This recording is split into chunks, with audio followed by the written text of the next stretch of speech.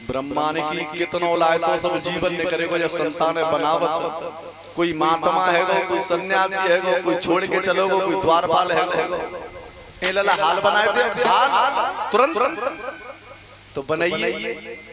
सो भोले बाबा ने समय नहीं किया, तब माया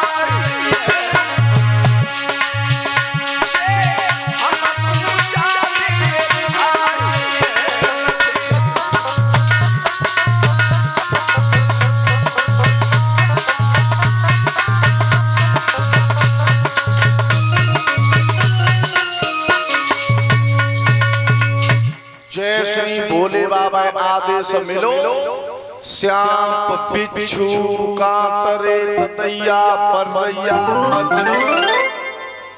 बताओ ऐसे का जरूरती जब मच्छर की का जरूरती खेत जोते रहो कछु काम करतो मच्छर सभी रात परेशान करे, सभी दिन परेशान करे। बताओ जब मच्छर की का जरूरती बनाए ऐसे बनाए दे तो काम के न हो, सभी रात परेशान करे, सभी दिन परेशान करे।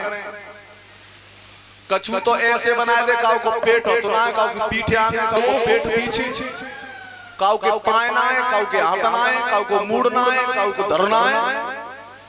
अब तो भी ऐसे लड़कन डोले जैसे भैंस को पोट उठवा ले आ रहा, पेट ते पेट बिड़ा में तो आवाज करें, एक दूसरे हो करके खावे। ब्रह्मा ने की बेटा जितने बनेगे तितने ठीक है, और जो मैं बनाऊं उतनी जी खाई जाए, अब मत बनावे। भोले बाबा ने की तो मिटाता देख ले तो लाए तो हाल बनाए दे, तो हाल मिटा दे। अब जो बन गए सो ठीक है, अब मत बनाओ। अब यहाँ की शंका है, ब्रह्मा जी के पुत्र भोले बाबा, लेकिन मेरी समझ में ये नहीं आई, राम कभी भी भोले बाबा का पूजन करते, भोले बाबा राम का पूजन करते हैं, कभी विष्णु का वो करते हैं, इनमें बड़ा कौन सा है? ये भी वेद की बात है। सबसे पहले आद ज्योति हुई है, आद शक्ति नारी, नर से पहले नारी हुई है। तो नारी हुई है तो उसके हाथ में 3 फलक थे, तो उसने पहला फलक जब फोड़ा तो उसमें विष्णु का जन्म हुआ है। तो विष्णु से कहा था कि तू मुझसे शादी कर ले। विष्णु ने कहा तुम मेरी मां लगती हो, मैं आपका पुत्र हूं, शादी कैसे कर लूं? बोले अगर शादी नहीं करेगा तो तुझे खा जाऊंगी मैं। उन्होंने मना कर दिया, उस शक्ति ने विष्णु को उठाया खा गई। जब दूसरा फलक फोड़ा तो उसमें जन्म हुआ ब्रह्मा जी का। उससे कहा तेरे भैया को खा गई हूं मैं, तू मुझसे शादी कर ले अन्यथा नहीं खा जाऊंगी। ब्रह्मा ने कहा तुम मेरी मां लगती हो, मैं तुमसे शादी नहीं करूंगा। जब ब्रह्मा ने मना करी तो उनने ब्रह्मा जी को उठाओ बिनु खाएगी। तीसरा फलक फोड़ा तो हम भोले बाबा निकले। भोले बाबा से कहीं शादी कर ले। भोले बाबा समझ गए कि शादी तो कर लेंगे, लेकिन 2 वचन देने पड़ेंगे, उसके बाद शादी कर लेंगे। मांग ले। सबसे पहले सर्वप्रथम हमारे जो 2 भैया खाए ले उन्हें बाहर निकालो। नंबर 2 शादी जब करेंगे इस रूप को मिटा रो और दूसरे रूप में आकर के 3 भाग करो, तब हम तीनों शादी करें। ये भी प्रमाण है। उसके बाद ब्रह्मा जी ने सरस्वती को पैदा किया। जब सरस्वती को पैदा किया तो ब्रह्मा जी के मन में पाप आया। ब्रह्मा जी के मन में पाप आया और उन्होंने सोचा कि तेल के बिना सूखा दीपक और जिस तरह नहीं जल सकता।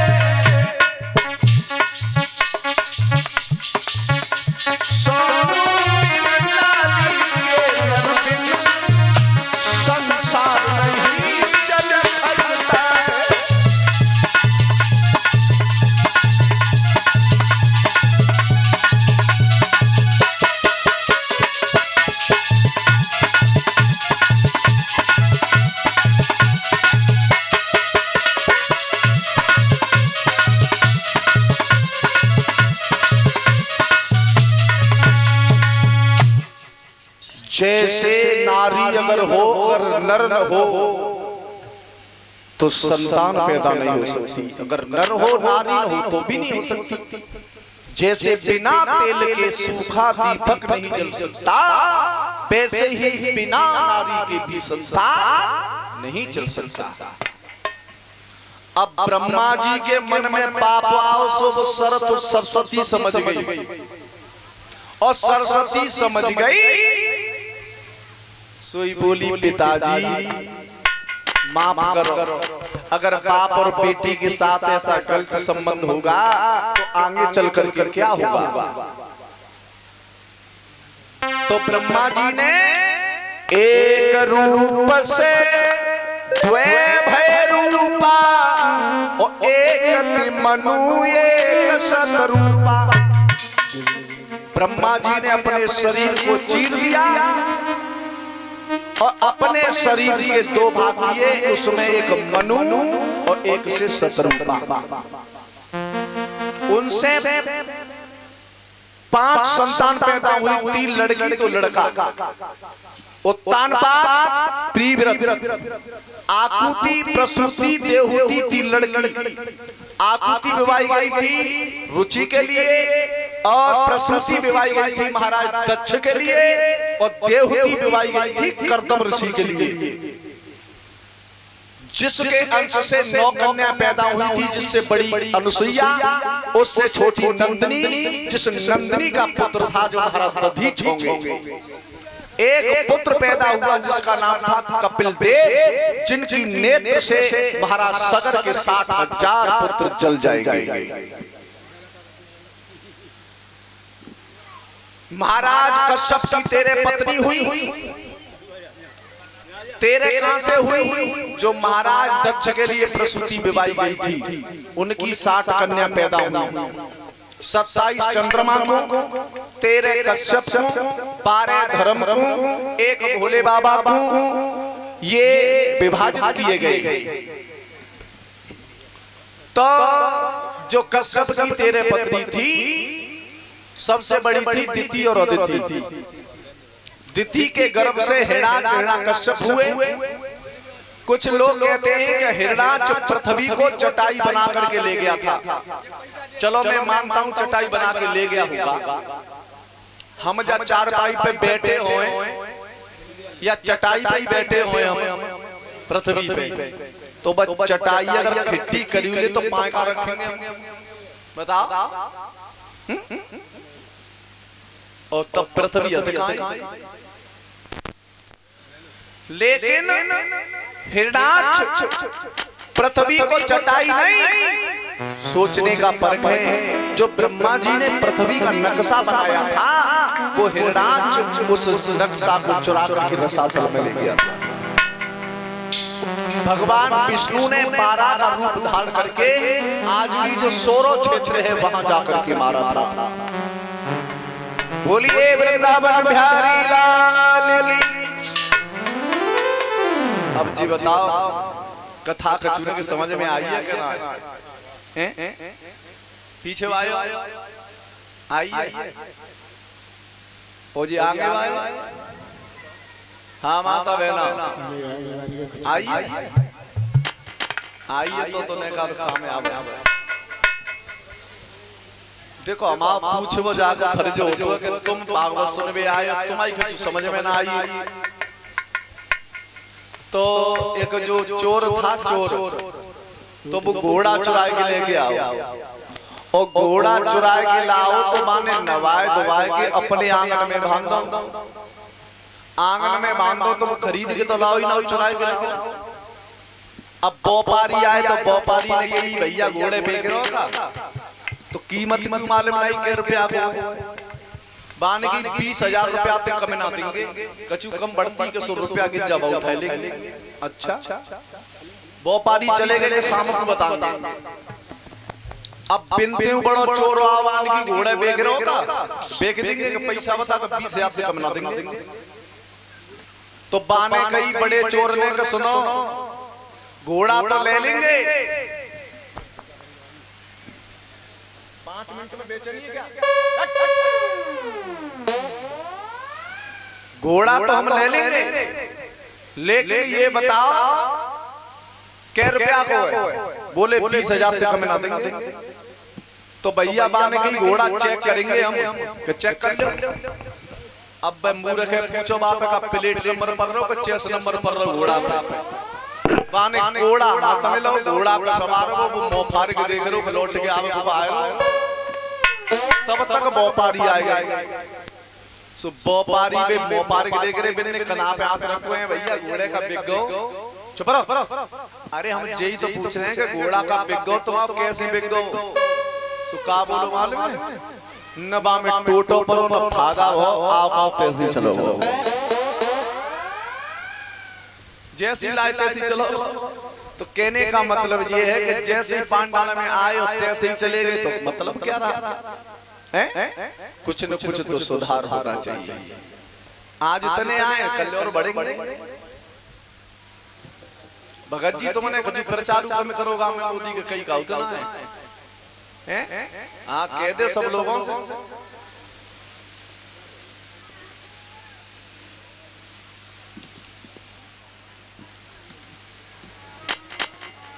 सभी एक कीर्तन, उसके बाद आरती।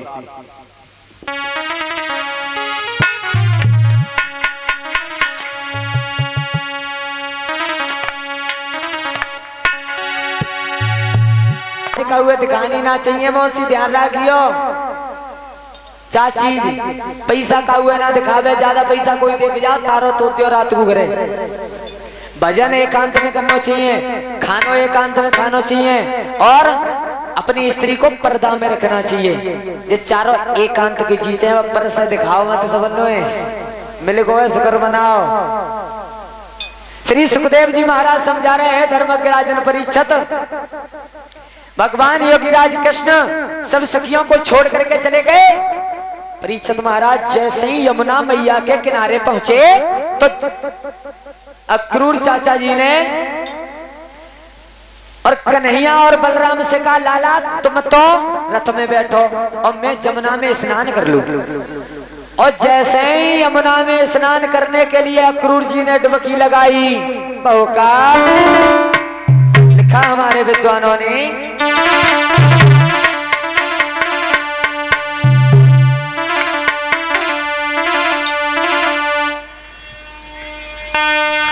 अरे सुनो सबा धरि ध्यान, अरे के चाचा और यमुना पेरे आए।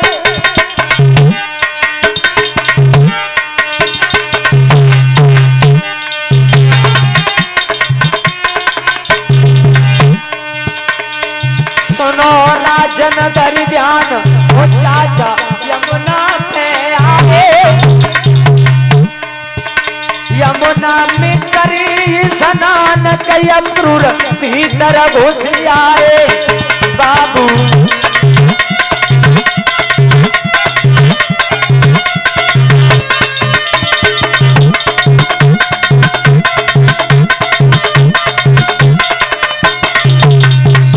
परीक्षित महाराज चाचा जी अक्रूर कन्हैया को बलराम को रथ पर बिठा करके जैसे ही यमुना में घुसे और जैसे ही डुबकी लगाई का देखो पानी में बैठो यशोदा को छैया है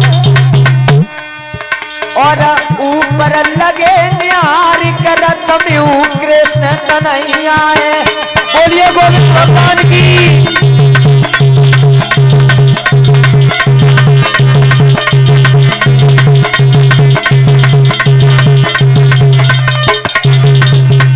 जैसे ही अक्रूर चाचा ने जल में डुबकी लगाई तो कन्हैया जल में भीतर बैठे दिखे।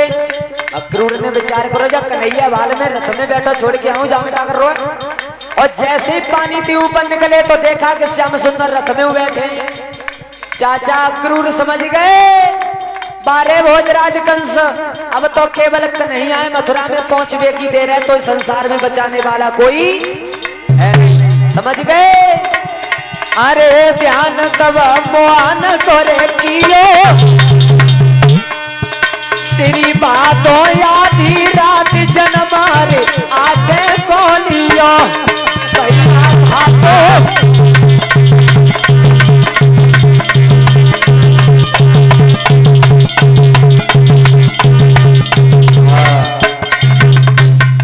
परीक्षित महाराज चाचा अक्रूर समझ गए कि श्याम सुंदर इस जल में भी दिखाई दे रहे हैं और रथ पर भी दिखाई दे रहे हैं, तो केवल मथुरा पहुंचने की देर है। अब भोजराज कंस तुम्हें बचाने वाला कोई है नहीं।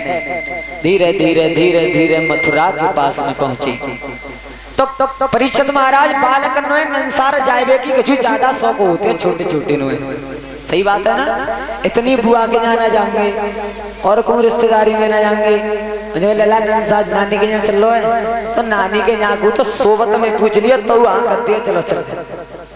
कन्हैया ने कही चाचा अक्रूर अब तुम तो चलो और हम अपनी जा नंसारे देखत में आएंगे हमारी नंसार कैसी अब पहली बार आ अक्रूर ने की कन्हैया जो तुम आप वृंदावन ना तो जो चाहे काऊ लड़की से बात कर ले चाहे काऊ के संग में नाच ले चाहे काऊ के संग में खेल ले जाते मथुरा कहते हैं और भोजराज कंस को शासन है। कन्हैया ने की चाचा अक्रूर आप चिंता मत करो और हम थोड़ी ही देर में पहुंचने वाले हैं मामा कंस के घर।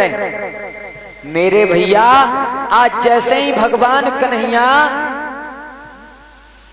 थोड़े से आगे बढ़े तो का देखो परीक्षित महाराज एक मामा कंस का धोबी चला आ रहा है। धोबी पांव तो रखे जा लेकिन पांव पर जालन चौक परीक्षित महाराज द्वे पी के आओ द्वे जेब में धर के लाओ। और जो दारू पीते हैं ना दारू उनते उनकी परिवार वाले घर वाले पड़ोस के दुखी रहते हैं सो तो रहते हैं लेकिन बिना की बहुएं ज्यादा दुखी रहती हैं। हमने कहते देखी है रोती है हमारे जोरे तो लला गुड्डू खावता है तुम इतनी पियते हैं पर पता नहीं यहाँ ओडम पराम तो कोई पीतू ही ना है यहाँ तो कह वही बेकार है यहाँ तो सब बढ़िया है कोई ना पीतू सब बढ़िया है यहाँ के तो इतनी परेशान है जाती है इतनी परेशान है जाती है बाजे बाजे देना तो पे गाड़ी दे लगती है जाई घर में करे बैठे जाई में अंदाज लगाना दारू पीने वाले हो कोई पी तो ना है पहले तो पीते हैं दारू अंदर बुद्धि बाहर। इतना बैर होता है दारू का और सरस्वती का इतना बैर होता है। अगर दारू भीतर गई बुद्धि बाहर लेकर खड़ी है अब तो दी कैसो करिए दी के सो। एक राजा हाथी पर बैठ करके आ रहा था और आगे थे शराब पी के जा रहे। राजा बने जिका मालूमी जे राजा है बाने जो की है जा गधा की कीमत कितनी है? हाथी थी की गधा? जा गधा की कीमत कितनी है? राजा ने की देख लगे तो बाबा रोए रोए हैं जा हाथी या गधा बताए रोए पर तो सवेरे देखूंगा। सवेरे नशा उतरो 4 सिपाही भेज के बुलवाए गए। चलो महाराज तुम्हें महाराज ने बुलाओ है। महाराज ने की चो भैया हमारे घर गधाए खरीद रहेगा तुम? यानी महाराज वो पारी रात बाद तो चलो गो। अब कहा तो अब तो मैं खड़ा हूँ। दारू दारू, लेकिन दारू को एक सारो आदमी लेते हैं काउते लड़ाई करनी हो थोड़ी सी पी लो बहानो है जातो बने पी नहीं था सु लड़ रो और कुछ ना। मात पिता गुरु प्रभु की बानी बिना विचार करे उस शुभ ज्ञानी। माता पिता अगर हमारे सद मार्ग पर चलने वाले उनकी सेवा करो, उनकी वचन को मानो। लेकिन मदरा पान दो पी के आवे और संज्ञा गुआ के बाल गनत के लला गिलास पानी ले आने, ऐसे पिताओं के बारे में बहुत गलत लिखा है। तो कंस का धोबी नशे में चला आ रहा था। कन्हैया ने कही मामा धोबी ने नजर करी कौन हो तुम? बोले हम मामा कंस के घरे जा रहे हैं। अच्छा तो क्या करें बताओ? देखो तुम जो तुम्हारे सर पे कपड़े हैं ना इनमें से थोड़े से कपड़े दे दो। धोबी कहने लगा है तुम गोकुल वृंदावन के रहने वाले हो? बोले हाँ। तुम्हारी औकात नहीं है, अपना चेहरा देखो इन कपड़ों को पहन पाओगे या नहीं? भगवान कन्हैया परीक्षित महाराज बहुत दिना पहले से गुस्सा में, कब थे मालूम है? त्रेता युग से। त्रेता में जब राम आए थे ना और जब सीता को लंका से लेकर के वापस आए तो धोबी ने अपनी पत्नी मारी थी। रात्रि में वो कहीं चली गई थी और जब लौट के आई तो जबात कही कि मैं का कोई राम थोरू जो 1 महीना लंका में रह आई फिर वो अपने घर में राख रोए। भगवान राम ने की बारे धोबी आज तो मैं मर्यादा के चक्कर में हूँ, लेकिन काउदना तो हुए जाको जवाब दे दो जाओ। वही धोबी द्वापर युग में भोजराज कंस का धोबी बना और भगवान श्री राम कन्हैया आपका अवतार लेकर के आए। श्याम सुंदर है बाई दिना की याद आएगी आज बदलो लो जाओ। और भोजराज कंस का धोबी और क्या बोला है कन्हैया से कि यो झोपड़ियों के रहने वाले, कि यो झोपड़ियों के रहने वाले और मथुरा में सभी अहीर नहीं, अरे या सानन तेरी चल पाएगी,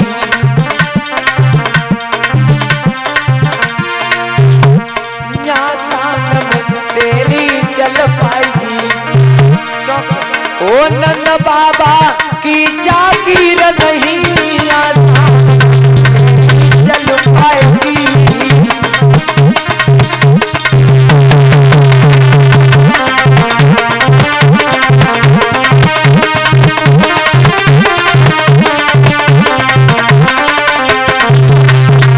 और गोकुल के वासियों ग्वाल कमारो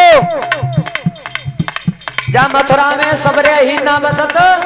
दूसरी बात यहाँ पे तेरे बाबा नंद की जागीर ना जो तू क्या सोई हुआ। कन्हैया ने इतनी बात सुनी, एक तो त्रेता युग की बातें सुन याद करके, दूसरी मुंह से जहर उगल रहा है श्याम सुंदर ने।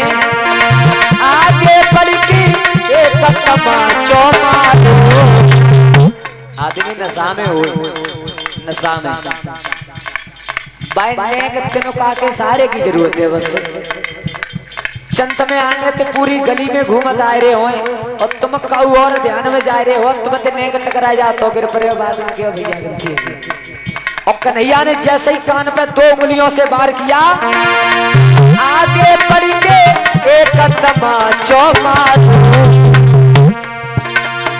गिरो जमीन पे करी को हंस किनारो।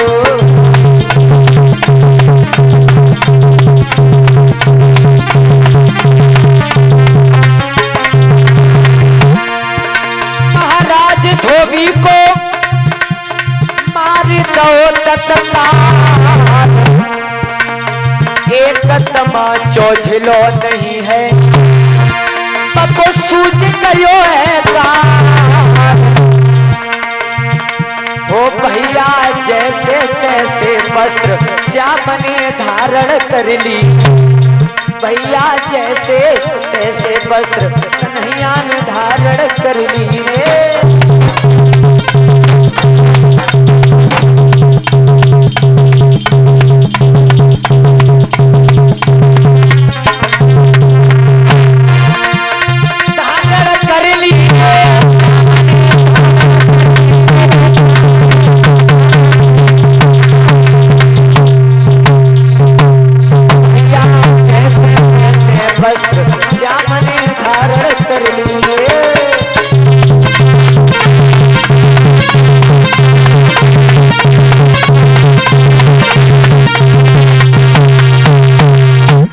भगवान योगीराज कृष्ण ने आगे बढ़ करके गाल पर 2 उंगलियों से तमाचा मारा, वो धोबी जमीन पर गिर पड़ा और प्राणांत हो गया।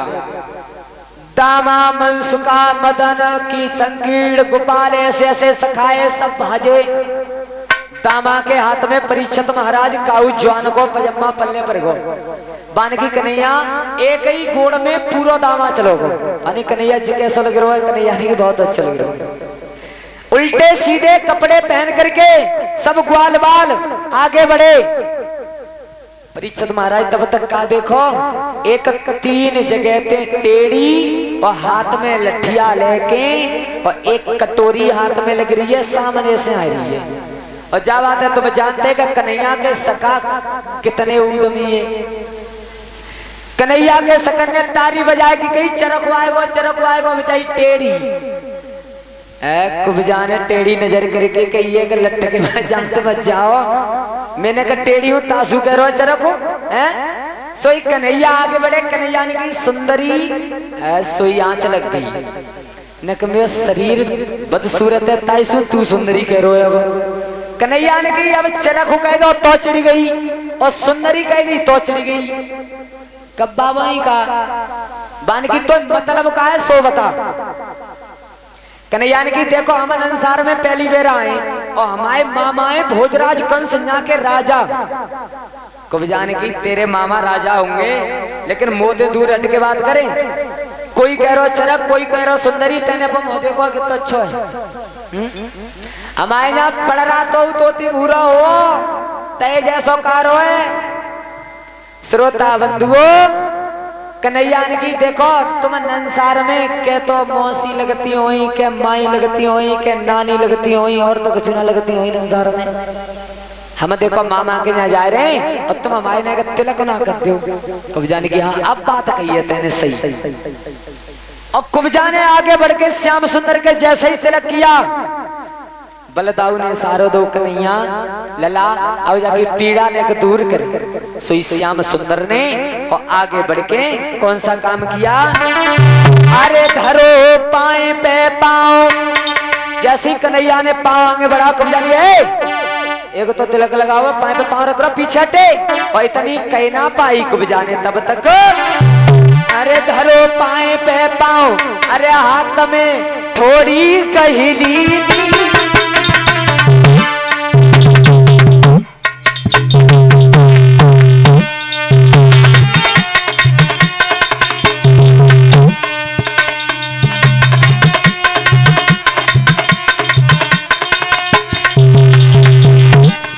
सुंदर आगे बढ़ के कुब्जा के पाए पे पाँव रखो, एक हाथ में थोड़ी पकड़ी। धरो पाए पे पाँव हाथ में थोड़ी कहली और झटका मारो एक कुब्जा सटका सीखी। और ये वो भगवान की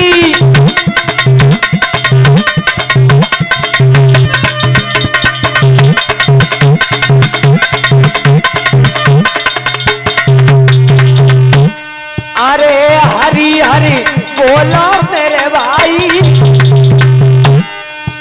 और कर्म लेखना मिटे करो चैला को चतुराई।